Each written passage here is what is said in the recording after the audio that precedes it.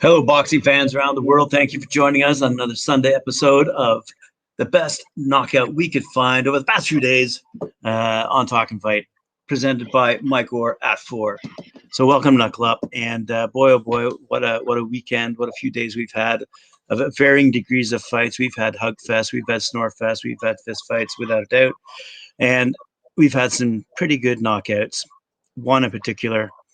And one in particular, actually, I've never even heard of this happening before, but apparently it's similar to something else. Hang on. I'm not finished my intro.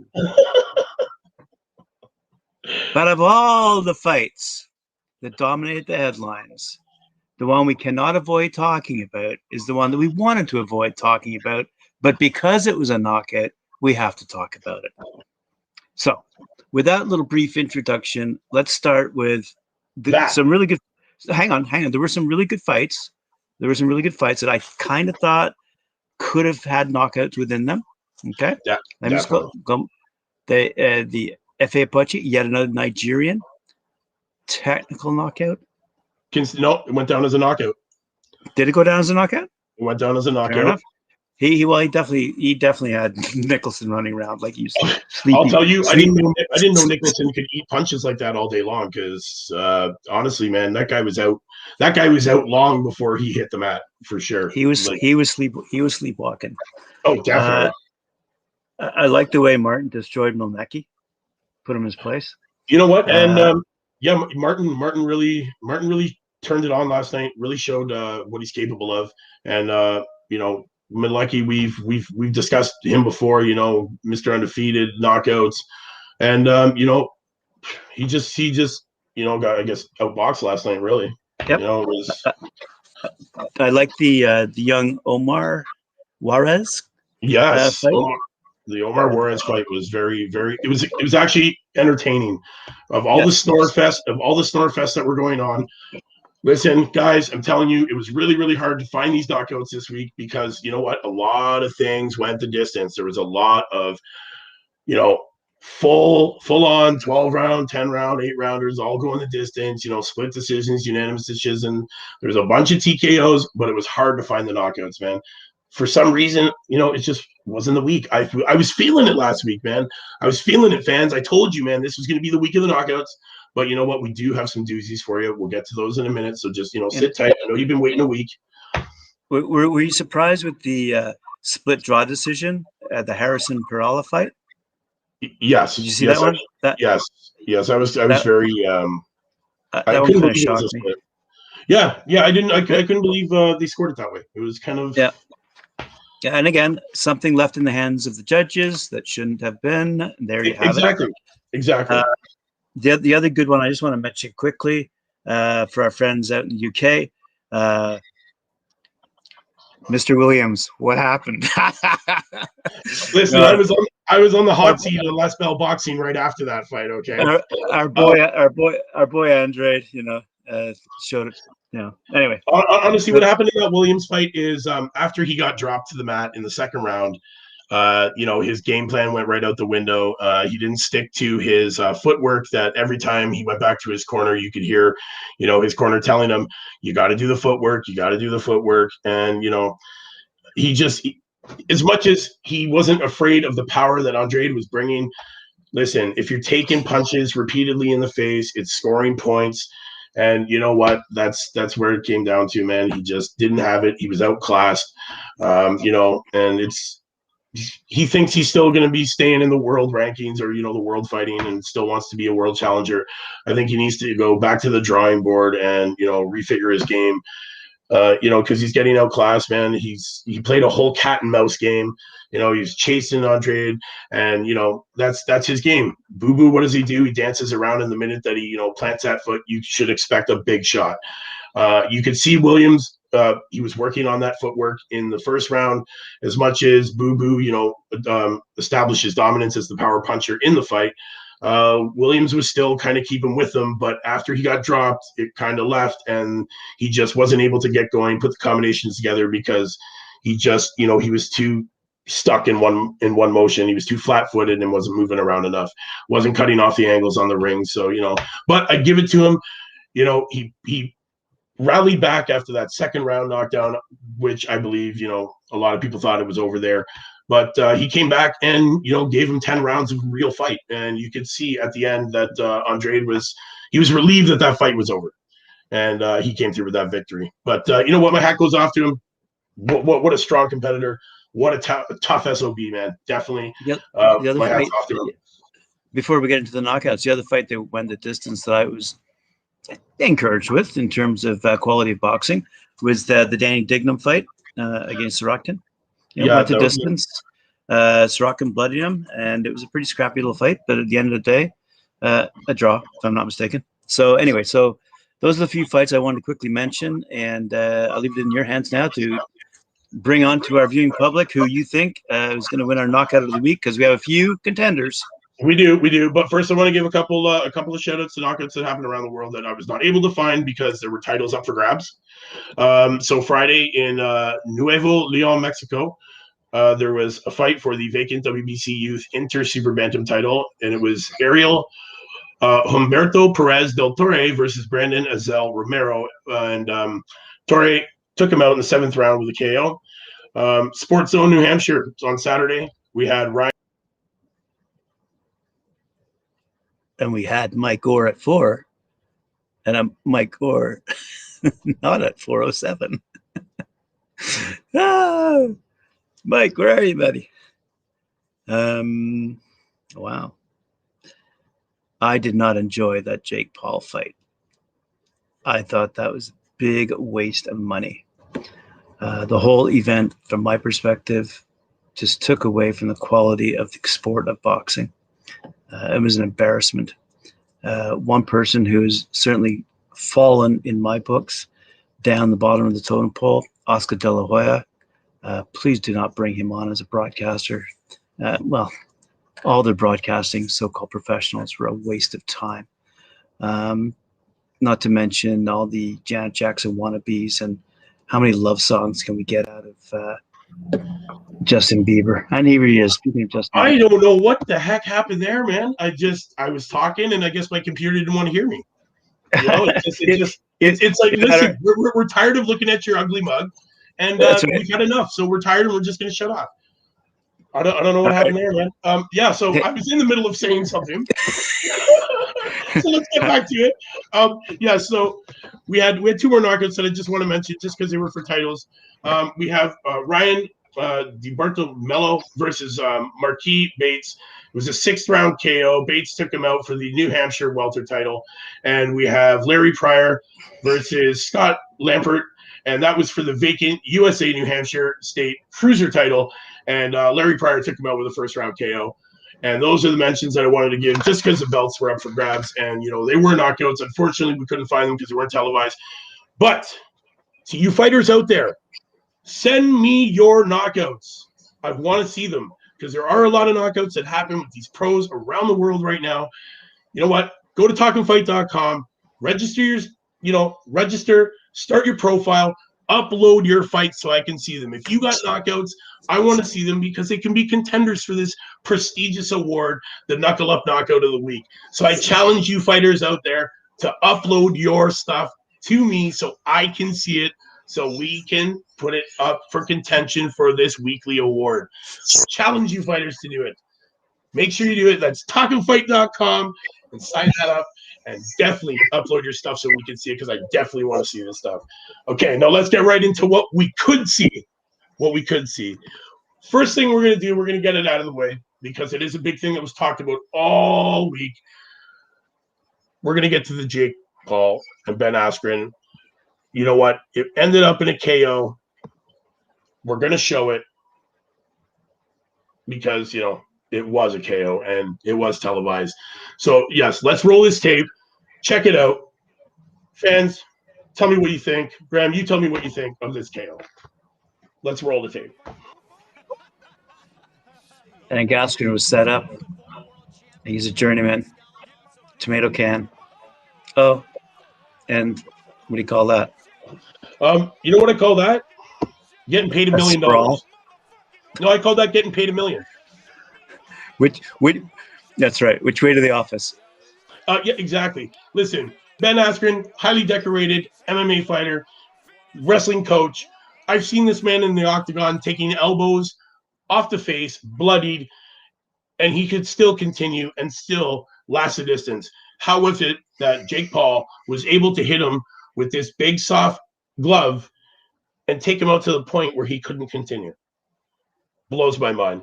Makes me think, he just took that, $1 million payday. Let's get in there. Let's get it done. Let me get back to coaching my Olympic wrestling team. Sounds like he needed an expansion on his gym. You know what it reminds me of? It reminds me of the sports versus entertainment argument. Back when Vince McMahon launched his wrestling league, he had to call it entertainment, not sport. Why? Because it was basically fixed. So what we saw last night in that so-called boxing ring with those so-called announcers. You mean the concert with fights for intermission? Yeah. That to me was a disgrace, and I'm not going to give it the very valuable time, precious time that we have and that our viewers have. Forget it. Let's get on to the next fight. Definitely. Let's get on to it. Okay, we're going to go and we're going to check out F.A. Apoche. Another Nigerian. We had F.A. win last week's award with a vicious knockout. It looks like these guys, got to look out for the guys named F.A. apparently in boxing, man, because they really can throw down, man, and they hit hard. Let's roll this tape. Let's check this one out.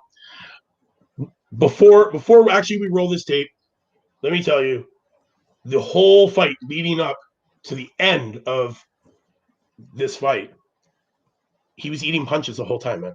The entire time, F.A. was feeding this guy punches, uppercuts, hooks, straight rights, jabs, the entire fight. I couldn't believe that this guy was even still standing at this point. Roll the tape. Let's see the end of it. It's a good one. Okay. let's watch the sped up version. I love this part. I'm good. Wait. Buddy, and you know what? I give it to you, man. F.A. He's still, he's 11-0 now. 11 knockouts. Perfect. There you go. Good night, Charlie. Huge shot. Honestly, it would have been more brutal if he would have hit him with the left as he was falling. Would have been a little nicer.